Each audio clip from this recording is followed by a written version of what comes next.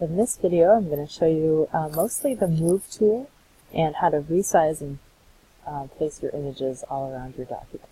Okay, so I have my two pictures, so it's sort of like I've got my two cutouts of magazines or pictures or whatever that I want to collage together.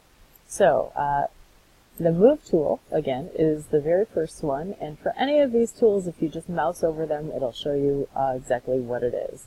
So you want to make sure that you are selected on your Move tool, and then two very important things in the control panel at the very top is your auto select, make sure that's checked, and show transform controls, make sure that is checked as well.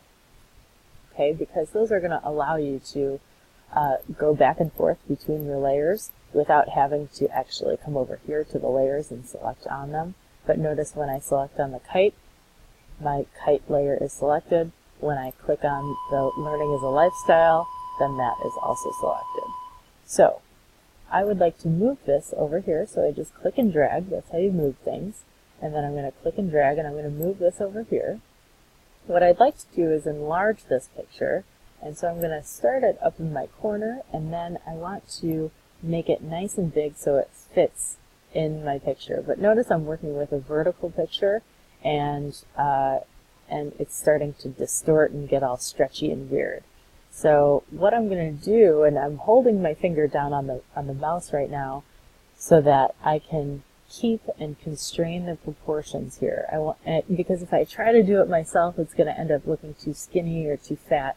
So there's a key on the keyboard that's going to help you constrain those proportions, and that is the Shift key.